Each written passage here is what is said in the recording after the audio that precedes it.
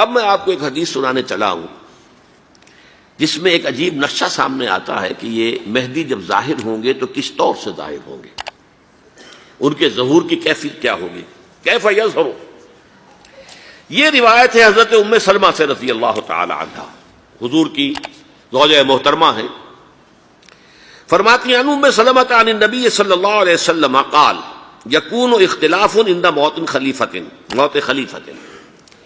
حضور نے فرمایا ایک خلیفہ کی موت پر اختلاف واقع ہو جائے گا، خانہ جنگی ہو جائے گی۔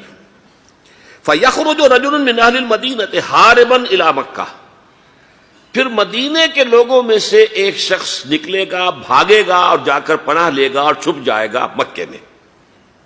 فَيَأْتِيهِ نَاسٌ مِّنْ أَهْلِ مَكَّةِ، پھر اس کے پاس آئیں گے اہل مکہ، مکہ کے لوگ، فَيُخْرِجُونَهُ، اور اسے نکالیں گے، جہاں وہ چھپے ہوئے ہوں گے وہاں سے نکالیں گے۔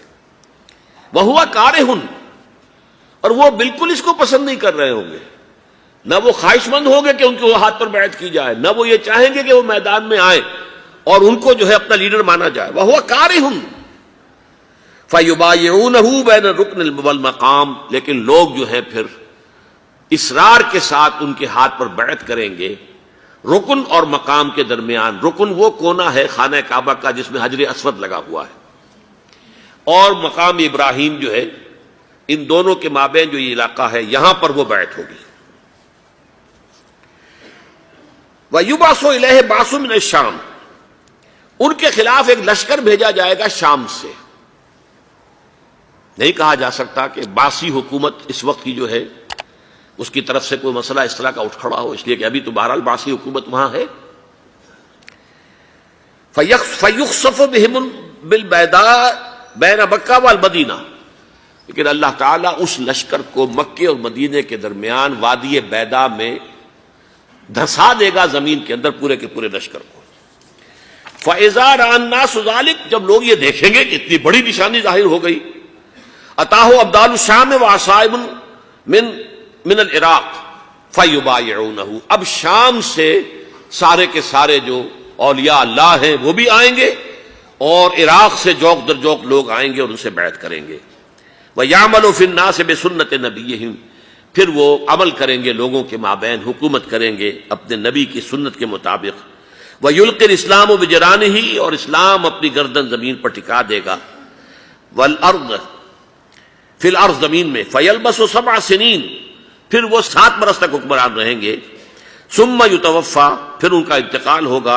ویصلی علیہ المسلمون، اور مسلمان ان پر نماز پڑھیں گے۔ یہ جو میں نے آپ کے سامنے نقشہ کھینچا ہے، اس سے اب میں ایک نتیجہ نکالتا ہوں، اسے بھی میرا گمان کہیے، اختلاف بھی کر سکتے ہیں آپ، اگر اس کو وزنی سمجھے تو قبول بھی کر سکتے ہیں۔ وہ یہ ہے کہ میرے نزدیک ان کے ظہور کا وقت قریب ہے، اور اس کی تھوڑی سی بعد میں مجھے معلوم ہوا کہ جین ڈکسن غالباً نام ہے امریکن اس کا، جس نے یہ پیشن کوئی خبر دی تھی کہ 1962 میں عالم عرب میں ایک بچہ پیدا ہوا ہے کہ جو وہاں کا نقشہ بدل کر رکھ دے گا۔ یہ جین ڈکسن کی غالباً پیشن گوئی ہے۔ بہرحال مجھے اس کی پیشن گوئی سے کوئی دلچسپی نہیں ہے، میں تو جو احوال دیکھ رہا ہوں، یعنی اسرائیل کا قائم ہو جانا، اور اس کے بعد اب یروشلم کا مسلمانوں کے ہاتھوں سے نکل جانا، اور اب گویا کہ وہ الملحمۃ العظمیٰ جو ہے تلی کھڑی ہے، کسی بھی وقت جو ہے یہ جو ہے وہ لاوا پھٹ سکتا ہے، آتش فشاں پھٹ سکتا ہے۔ تو یہ تمام حالات ایسے ہیں کہ جن کی وجہ سے میں سمجھتا ہوں کہ ایک تو جو قرآن مجید کے اشارات میں نے آپ کو بتائے، 14 صدیاں 14 دن میں چاند کا پورا ہونا، والقمر اذا اتسق، 14 دن میں 14ویں کا چاند۔ اسی طرح اب یہ 14 صدیوں کے بعد یہ صدی جو 15ویں صدی ہے، یہ در حقیقت ظہور امام مہدی کی صدی ہے۔